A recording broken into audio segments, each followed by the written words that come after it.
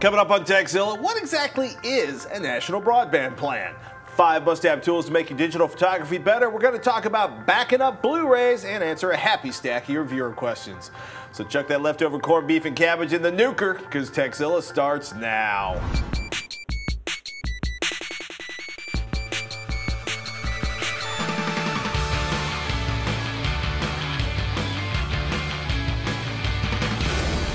This episode of Tekzilla is made possible by GoToMeeting, Gamefly, and Netflix. I'm Patrick Norton. Hey, I'm Robert Heron. Welcome to Tekzilla, hands-on reviews of the latest tech and how to make the most out of the gear you already own. Whether you're a beginner or a tech support for friends and family, if you've got a question about tech or why ODP is used to scare off house cats and raccoons, we've got an answer. And if we don't, we'll track down someone who does. We'll just wash our hands before we touch them. Robert Heron's here. Dude. Hey! Good to see you. Good to see you. It's weird. This is like, usually we're over there doing HD Nation. We used to do DLTV in the past, but Veronica is at South by Southwest doing the fancy parties, doing the work thing down there for her day job. And hopefully we'll find out what she saw that was cool at South by Southwest when she comes back next week. Now, I gotta say, it's been a really weird day because this is one of those things where we're shooting the day before there's a really big announcement, but I'm going to say we got a timely comment from our discussion last week about San Francisco being hell on wireless service.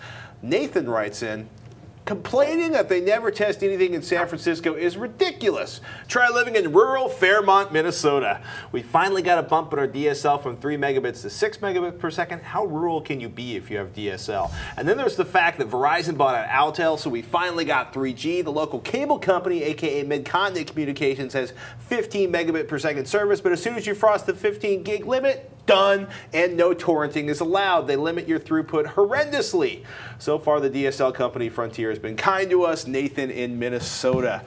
15 gigs. 15 gigs. I'm not complaining about Comcast's 250 gig limit again. Yeah, at that 15 point, gigs is limiting. Oh my goodness! There's a 5 gigabyte cap on my EVDO modem, which I think is horrendous. Like per month? Yeah, but 15 gigabytes on a cable, that's like that's probably 3.5, maybe 4 movie downloads. They must be trying to encourage you up to a different plan, hopefully. Well, it sounds great, right? 15 megabits, which is faster than we can get here, or I can get in San Francisco, probably faster than you can get in San Leandro. No. Well, for cable. Oh, 20 megabit at home. Not where I am. Oh, well, you know what? It bursts 20 megabit. Yeah, it runs for the first, how many percentage of your download? I could pay for 50 megabit, but I don't want to do that. That's too much money. But it actually, throughput, solid 12. That's 12 not bad. megabit. That's actually really good, especially because your download speed is dependent on the speeds of the server at the other end, which can vary ridiculously. The faster their servers are, the more bandwidth their servers have, the faster your downloads are going to be. So I'm still stuck, though. Like, 15 megabit might be nice if the servers at the other end can take advantage, but a 15 gigabyte cap, dude, that sucks. I think Nathan might be a fan then of the FCC's new National Broadband Plan. 100 million homes with 100 megabit per second download speeds by 2020. Wow. That's pretty much what everybody expects. It's Monday. This report comes out Tuesday. That's pretty much what everybody expects the FCC's National Broadband Plan to say when it's unveiled this week. That would be about twice the current reach of high-speed broadband. That's would be like twice the households, 100 million. I just want to see more competition out there because I think all pricing is overpriced at this point for broadband service in the home. But this should be done by the private sector, the private sector! But it's just hard to get those pipes in or to get access to those pipes that we can all use. Well, basically, the Supreme Court's basically said you can't use the cable companies' lines because the cable company paid for them, but since it was a government established monopoly for the phone lines, you can use the phone lines, and then the cost of wiring the last mile is insanely prohibitive. It's going to be crazy. The talk is the FCC wants benchmarking, pricing reports, and the goal for the next decade is that every American has affordable access to a gadget. Actually picked this one out. Robust broadband services, 100 megabit per second down, 50 megabit per second up, which is a huge leap over what most of us have currently. Nice. Now, along with end users, the plan calls for communities to have 1 gigabit per second service and access to a nationwide wireless interoperable broadband public safety network, quote unquote, all, of course, for first responders. Now, you got to wonder who or what is going to pay for all of this. Yeah, at this point, like I'm kind of like, you know, how many billions in debt have we racked up? My son's going to be paying off the bailout and the subsidy plans and the whatever they're calling it. Let's not go there. Well, the 500 megahertz spectrum auctions, we're told the FCC claims most of the recommendations won't require funding because if they auction that bandwidth, the available space, then boom, they can do it. And Broadband.gov, the FCC's new website, has a beta of its broadband test that I tried out the other day, and along with more information about the upcoming plan. So should be interesting. This seems like the FCC is doing more than they ever have about a subject that was long neglected. So. Yeah, this is also going to be one of those insane political footballs because I can already, it hasn't even really started yet, and I can already hear the shouting back and forth about this is government's role. This is, I mean, interstate highways, I'd like to see the internet highway system, but broadband, but of course I make my living pushing big honking video files over the internet. So of course I want to see the internet highway system of broadband. On a lighter note, reports that it was out there started up mid-January, but Intel finally officially announced the X25-V. It's a value-based, I like that, value-based SSD drive. $125 for 40 gigabyte drive. This is the week after OCZ announced the Onyx SATA 2 drive, a sub $100. I think it's like $96. That's a 32 gigabyte SSD drive. The X25-V has half the channels of the M drives, thus lower read-write speeds, because basically they do the faster read-write speeds by splitting multiple channels. It's like 10 channels for an X25, the 100 gigabyte drives. The X25M does 250 megabit read, 100 megabit per second write speeds. The 5-channel 25V does 125 megabit per second read, 70 megabyte per second write speeds. I don't know about you, but I am curious to see benchmarks on this one. I do too.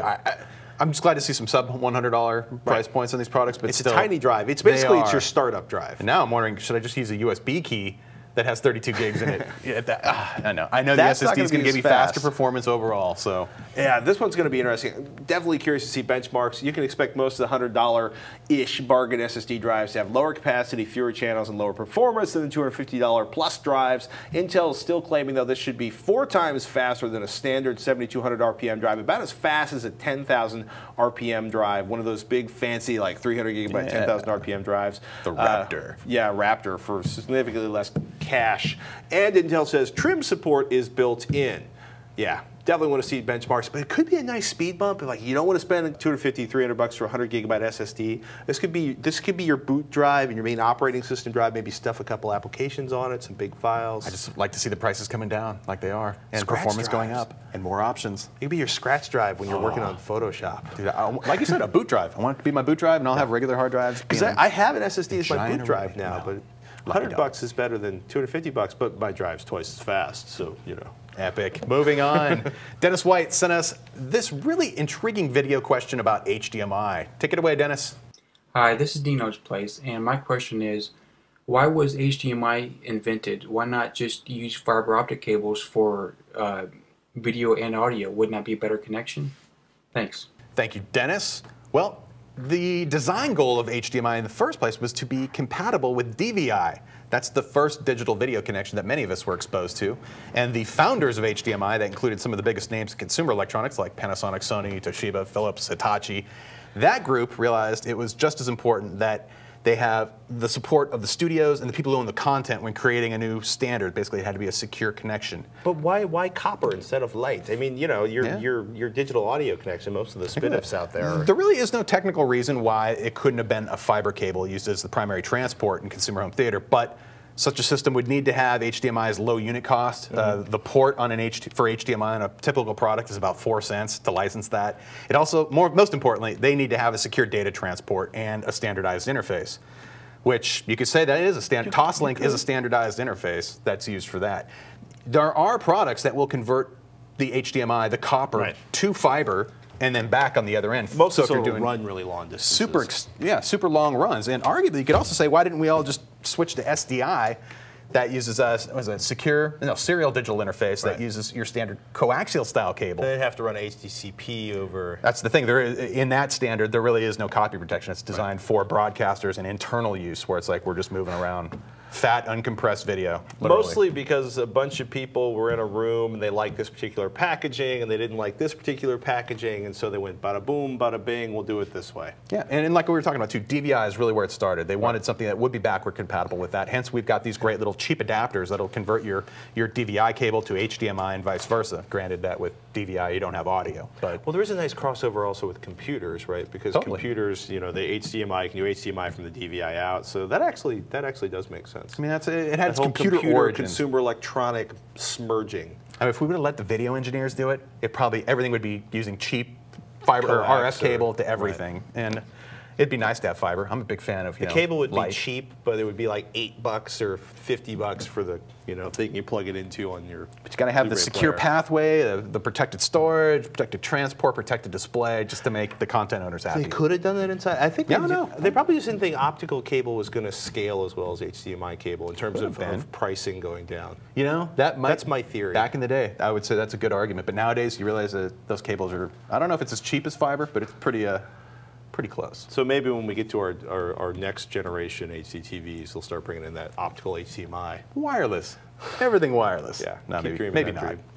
Still to come, we're going to be talking about, well, Roger's here. He's going to be talking about his top accessories for upgrading your digital photography lifestyle. Right now, though, I got to say, it's time to thank our friends over at GoToMeeting, one of our sponsors, and they'll tell you a lot of real businesses save time and money with GoToMeeting.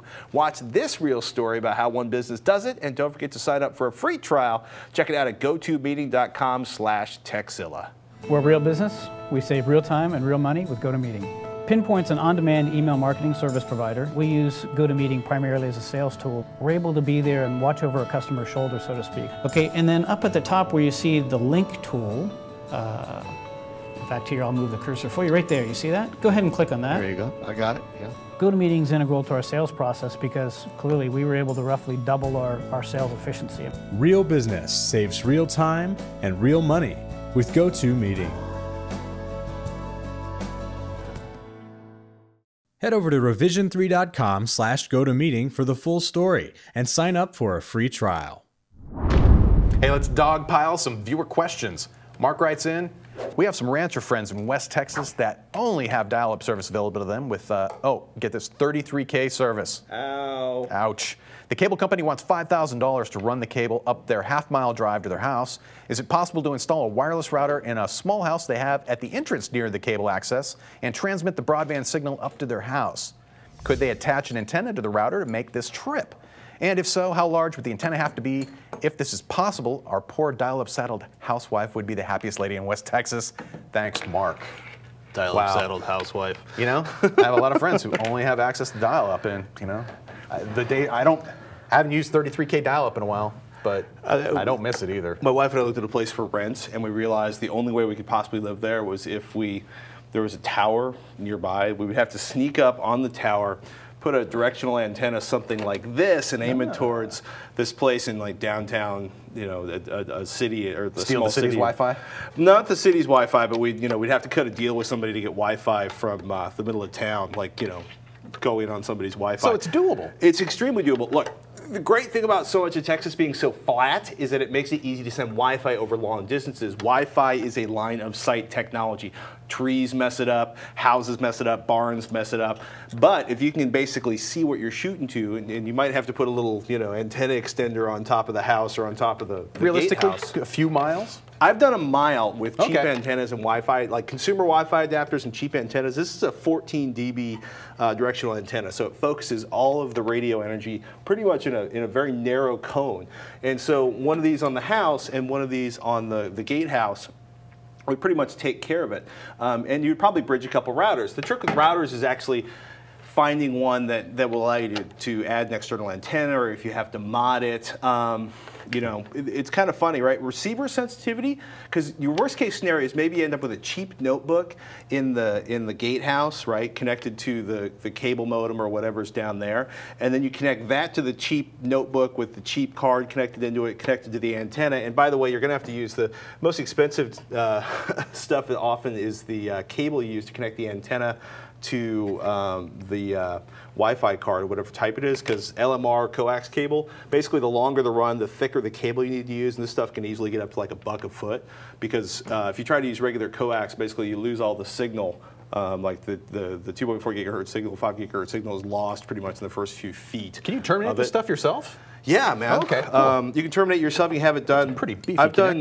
Yeah, they are extremely beefy connectors. Like an air nozzle. These are end connectors. Well, they're designed. They're basically designed to shield and hold this high frequency signal inside of there. And there's soldering ones, and there's basically ones that crimp themselves. Here's the thing, right? Yes, you can do it. We did basically an episode of System, one of our first episodes, and we basically connected this 1 mile run from one notebook to an antenna we stacked on the outside of the building. The FCC is going to say do not mix and match unapproved antennas. Basically, all antennas in all cards or routers are supposed to be tested by the factory. I'm going to say this is commonly ignored, and we'll put some links to some places where you can purchase antennas to get this set up. But definitely receiver sensitivity is the #1 thing to look for when you're doing long distance Wi-Fi, followed by antenna sensitivity, and then the very least useful thing is turning up the amplification in your card or router. Nice. And you probably, for what you're doing, is you're probably not going to want an omnidirectional. Definitely go with a directional antenna of some type. And make sure it's grounded properly. If you're in a part of Texas that gets thunderstorms, yeah, that would be bad. Wire and lightning do not mix. That would be bad. All the computers went bye-bye, and then you'd have a really sad housewife. Next question up, we have Nick writing in. Hey, I just watched the latest episode, and one user had a question about grabbing a new solid-state hard drive. The point about system boot-up times came up. I never understood this as a benchmark. The machine has to work differently during the boot-up process than it does under normal operation. So why the comparison? Please explain. Now, my admittedly Linux-based desktop has been up 163 days straight at the moment. Boot times have never seemed that important to me. I love the show. Catch you later, Nick. I put this question in there because, one, it's a great like classic Linux dig. Like, I haven't had to shut down my computer in 3 years. So that's awesome. That's Linux. Not like most of us, but yeah. For servers I've seen running that long. Now, for those of us that do reboot our systems or shut them down on a regular basis, like my notebook, anyway, dropping boot times to 1/5 that they were is a pretty nice thing.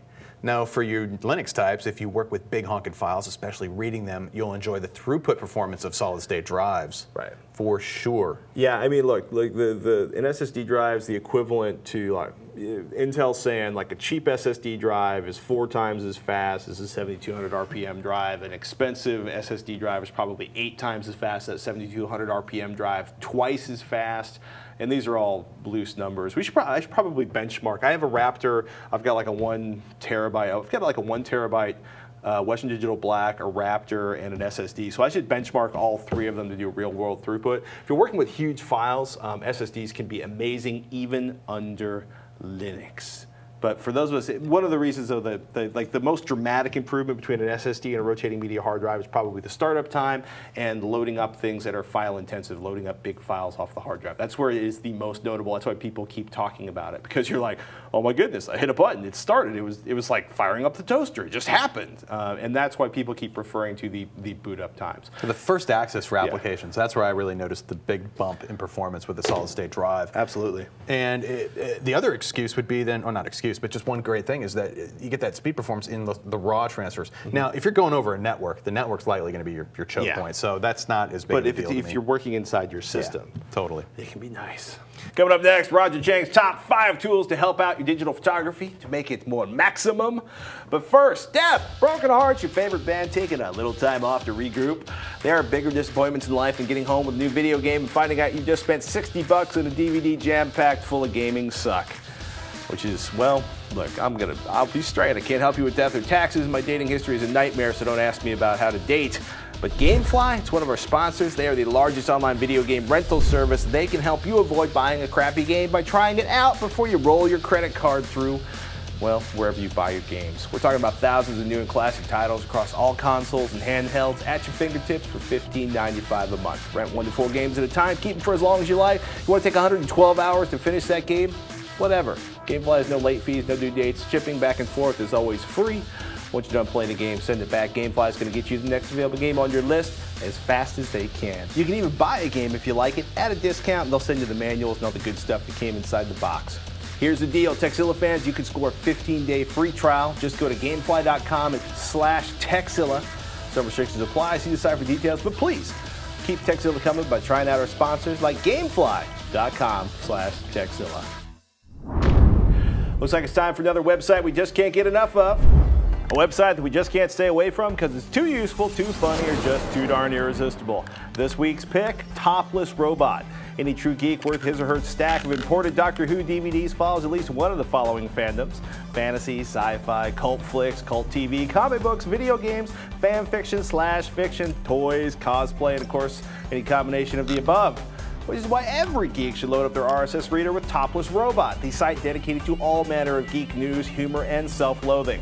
With blog entries like "Boys don't make passes at girls who wield katana and slay zombies," focusing on the new Pride and Prejudice and Zombies book, or if it's more your speed, the 11 greatest songs from cult Britcoms, featuring, well, a lot of Monty Python musical numbers. Topless Robot caters to all nerd demographics, from the old to the young, to the literary, to the TV geek, to the toy fan. So if you need a site that can offer daily nerd news, humor, and the occasional WTF, ZOMG, you'll definitely want to visit toplessrobot.com. Check it out, people.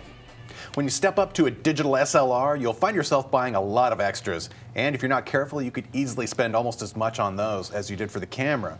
So here with some helpful tips on accessorizing your digital SLR is Tekzilla's producer, Roger. Yeah, welcome. Welcome. Thank you for having me on my show. Hey, all right, so what are the must-have accessories for the digital SLR owner out there? All right, top of the list are extra batteries. Must. And memory cards. Okay. Because when you're doing Disneyland, you're doing Disney World, you might not always have access to a power plug so you can charge up your battery. And sometimes you're going to run out of space on your memory card, and it's always nice to have a backup. Good deal. All right. Now, if you do have a camera or say like a flash that uses double or AAA batteries, get rechargeable batteries because in the long run it saves you more money. Just get a couple of sets. I use AA rechargeables for my point and shoot as well. In my case, in my case, I actually went with a third party called Quantum that does rechargeable batteries specifically for flashes. Cost me about $100, another $35 for the cable. But you know what? I'm going to save money versus buying AA batteries every time I go out and shoot. Do you have any idea how many flashes you get out of a pack like that? Supposedly I get 160. Pretty good. More 160 if I use it continuously. It varies, but maybe 3 times as many as I would with a normal set of AA batteries. Nice. All right, next is cleaning supplies. In this case, a air blower and microfiber cloth. That looks like a bomb. It is Johto's Rocket Pod, okay. And you basically use it to blow air. Now, the important reason why you want one of these instead of just kind of blowing on something, especially like a camera sensor, is when you blow, you spit. And in my case, I spit into the middle of my camera, and it kind of fouled up the sensor, and it took me a couple hours to clean it out. I should have used this instead of just going. All right, next, a tripod. Whether or not you shoot with the steadiest hands in the world, or you shoot at night or in the broad daylight, so it's good to have one of these. If you need to get a shot that requires absolute rock solid stability, you're not going to beat a tripod. You can try doing the mime thing and holding it, but when it comes to low light photography and you want to shoot a person or a subject matter, don't want any motion. If this is just too much for the typical shooter on a trip, say, would a monopod work, you think, as well? Just a single leg, at least, to provide some stability? I've used a monopod and I've used it successfully. You just have to kind of learn how to use it. How to kind of frame your body when you hold on to a camera with the monopod so it doesn't wiggle too much. But either of those are great options. This is a little more expensive than your traditional tripod.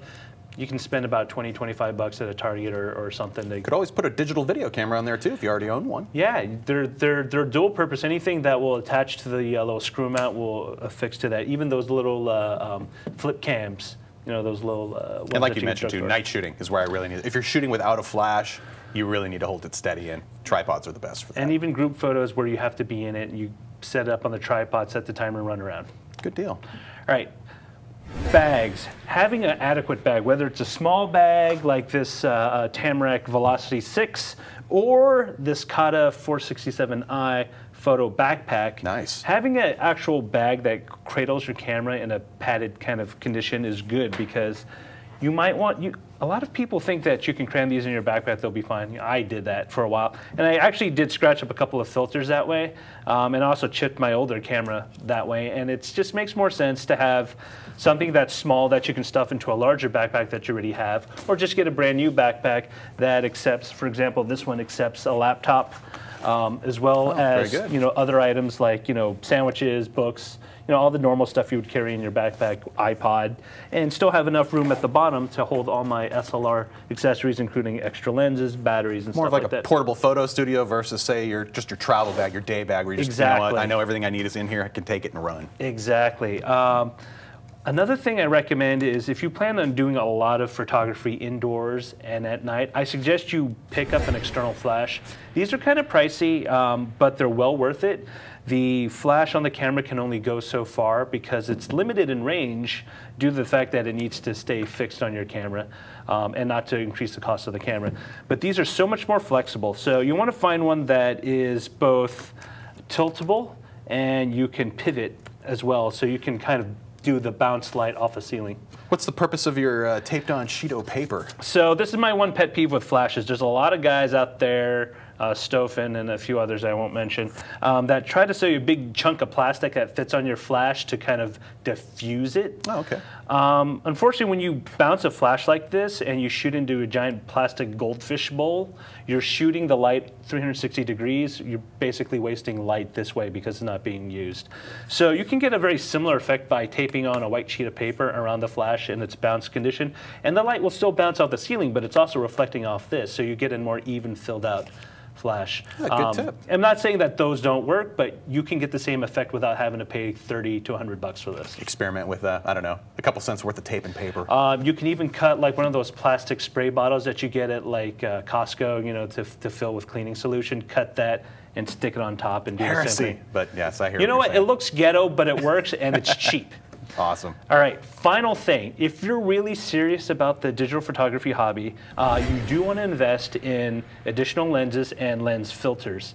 Now, lenses that come with kit cameras, or the kit lenses that come with cameras, are generally really, are pretty solid. However, they're not great at either the far telephoto end or the wide-angle lens, as opposed to something more dedicated for that purpose.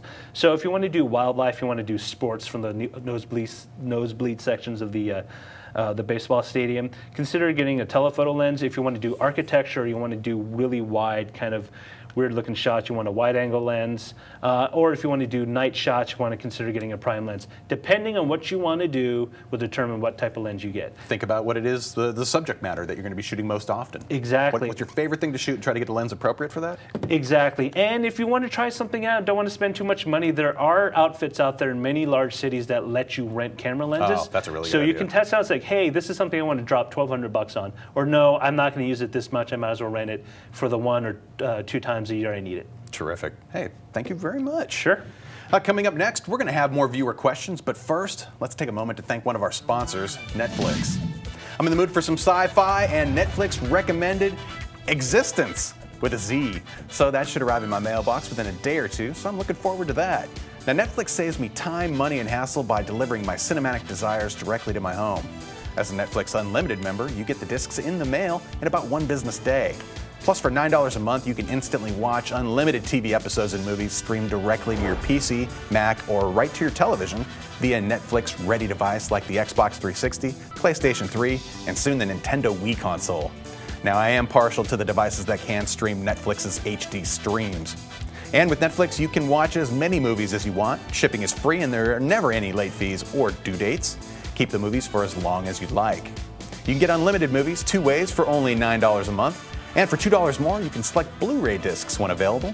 Plus, as a new member and Tekzilla viewer, you can get a 1-month free trial membership. Go to www.netflix.com/Tekzilla and sign up now. Be sure to use this URL so they'll know we sent you. We recently received a question from Andrew asking, I'm currently in the process of backing up my Blu-ray discs to my computer. I've purchased any DVD HD, which works great for ripping Blu-ray, but I've run into a snag. Each ISO file is around 40 gigabytes. Is there any way to compress that down to, say, 15 to 20 and still make it playable? I've already filled up almost 4 terabytes of hard drive space, and it's getting expensive to back up my Blu-ray collection. Signed, Andrew. Why? That's a lot of. It's nothing you can relate to. No. I just recently upgraded my NAS storage to 4 1.5 terabyte drives. So I get 6 terabytes, and then out of that I get about 4, and I've already got about half full. Oh. Anyway, first of all, let's say, Andrew, we know you're only backing up Blu-rays or DVDs that you already own, because to say rent a disc and back it up onto your own hard drive at home makes you a scumbag who steals content. And if we ever abdicated that, we would be beaten, which would be actually kind of cool compared to being sued into oblivion. So please buy the stuff, because, you know, actors and directors and lighting artists and all those people deserve to eat too. Yeah, but for the topic of backup and file conversion from that disk media that you do own, a good first step is to point your browser at videohelp.com. This is a one-site, super site really for basically DVDs, CDs, S-video CDs, now Blu-ray. And converting them into any format you want. Totally. Archiving it with either pay-for tools like any DVD HD, as well as some free options out there, although I guarantee they probably don't work as well. But when it comes to doing that conversion, some of the tools I really like Handbrake, for instance, is a great conversion tool, but I don't believe it works with the file formats that you run into on Blu-ray discs. So instead, you'll find, like I said, at videohelp.com, you'll have the guides for converting those discs into just about any format you want. And aside from using that AnyDVD tool to do the hard decrypting, the other tools that you will use are usually free. Either you want to convert it to another disc format that's just more compressed to be able, and still be able to play it on your Blu-ray player, to something that you could perhaps stream to your game console, or whatever kind of compatibility you're looking for. Yeah, I mean, if you're looking, because you could do like a, you could basically compress that file down. If you're looking to archive it, you want everything off the disc. If you just want the movies, you can take the movie and skip everything else. You can reduce the movie size by going to a higher level of compression that comes on the disc, because basically there's a huge, I want to say like most cable and satellite is streamed to like 1.5 megabit per second. Up to 18.5 megabit, or really? About 19 megabit. And satellite? Well, I mean, not satellite. Satellite's usually around 12. They don't talk about it, what they really are delivering to you. But on cable, it can go as high as the full ATSC bit rate. Was it 19.38 megabit per second? Does it actually ever hit that? Not always, and I guarantee you they're squeezing bits whenever they can. And they have other technologies, too, they're incorporating to make their end easier and smoother. But Videohelp.com will help you experiment with different file compression levels and types to see if you can find something that gives you the video quality you want. But totally, I was actually looking on that guide, and they had some guides for converting using the AVC HD format that's popular with consumer camcorders. Those files can be burned onto regular DVD media and still maintain. It's still a high def format. Now you're probably not going to get as much storage capacity, but it's an option there too. Anyway, videohelp.com. Go check it out. Our final question comes from Ryan. He's got a very practical question and writes in, the lamp in my Toshiba DLP 56-inch TV burned out and I need to replace it. I was searching online and I was surprised by the price of replacement lamps. I noticed that you could buy just the bulb and save around $50. Would this be the way to go, or should I pay more and get the whole case frame that usually comes wrapped around the bulb? Thanks, Connor. Yeah, I was uncertain of what to do in this situation. I would normally just advocate buying the entire module, basically a metal box with the lamp already mounted in it. So we're talking about a rear projection? Yeah, rear projection TVs, and even front projection, or standalone front projectors too. You usually incorporate a little box around the bulb, and they call that the lamp module. And then usually you pull that whole device out and you swap it with a new one. However, it is cheaper, like you found, to just buy the lamp module itself, and then swap that out, or buy the lamp and then swap that out of the module. Are we talking about like cheaper, like $50 off a $100 lamp, or like $50 off a $300 lamp? Because I like the last time I priced a bulb for a TV, it was like $300. The module I was looking at for his particular TV, they were all in about the $175 range for a name brand. So that's like product. a 30% discount. Yeah, so it was definitely some savings to be had. And I was uncertain if this should be tried or not. Should you actually try taking that lamp module out of take the lamp out of the module instead of just buying a whole brand new module? Well, if you're wrong, you only waste $125. It's true. However, I found a great website. It's called fixyourdlp.com, and I have to say, solid recommendations there, along with some how-to videos specific to whatever particular product you're dealing with. And they had them linked right to YouTube sites for doing it up. And it looks like a lot of people have done this successfully. So I'm going to say I would give it a shot. Basically, the remaining parts of the module itself are all reusable. You just need that new lamp. There are some precautions, and do read these on their site. And namely, don't touch the lamps with your raw fingers. Yeah. The oils will cause differences in heat as the bulb light. Well, it's like changing quartz halogen lamp filaments or xenon headlights in your car, because they hit such ridiculously high temperatures. get a little finger grease on there. Suddenly that's the cool spot or the extra hot spot, and it causes changes. Pop, it'll make a noise, and you'll hear it, and it'll be great. So and you'll be like, oh, no TV until the next lamp shows up. wear gloves, take your time, and I would buy a quality lamp, hopefully whatever the identical lamp is that you pulled out of the set to begin with, to replace within that module. But don't fear it. Seems like a lot of people are doing this and saving money as such. On Makes those you like a now recycler. Classic TVs. Well, I guess there's Mitsubishi still out there making rear projections, so it's not all over yet. It's not all over yet. It's cold, man. They do front projectors. The world will live on front projection for quite a while. I gotta ask before we cut out, what's your favorite HDTV right now? If I could buy it today, I want to get my hands on the C8000 from Samsung. Is that the one with the stainless steel ribbon and it's a half-inch thick? No, that's the C9000 is the 0.3-inch thick version, but the one step back, although I think it probably, I'm curious about the performance difference between the C8000 and 9000, but Samsung's latest 2010, it's 3D capable. Right. It's their 3D flagship TV, but it's got edge lit, but its black level matches the performance of stuff they were doing a year ago with direct lit LED. And I really want to get one in my hands and test that thing out. And that should be one of the finest TVs this year.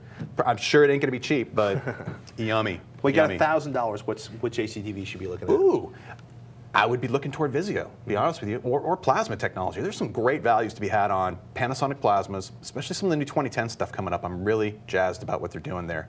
And it's hard to ignore what Vizio's doing in terms of just driving costs down for everyone, especially the new LED sets. And bringing the quality up while they're doing it. LED lighting has really helped improve a lot of, I think, the second and third tier manufacturers' products. It's a better quality of light, and it's producing better color quality, better black levels, and producing just a more punchier, longer living product, hopefully. If you're looking for better HD television and HD content to basically show off your HDTV, this man is amazing. Catch him on HD Nation, which comes out Monday nights, I believe. Tuesday? Oh, maybe a Monday night, Tuesday morning? I always look at it Tuesday. Tuesday morning. And for all of you watching, we live on your questions. So please email us, tekzilla@revision3.com. Tech help, product reviews, how-tos. You ask us, we will do it.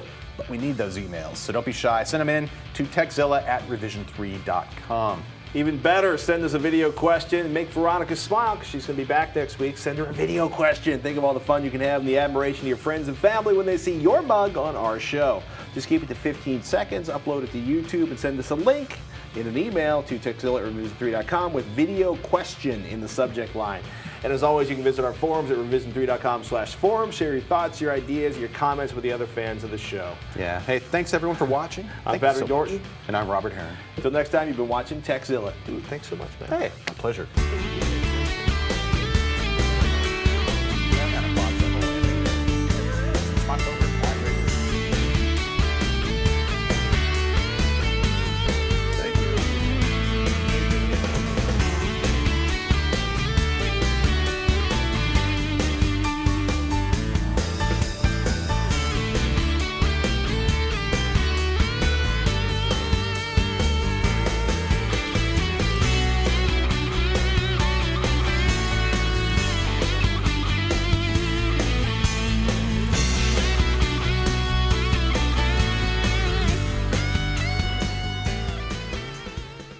With blog entries like, boys don't make passes at girls who wield katana and stays like...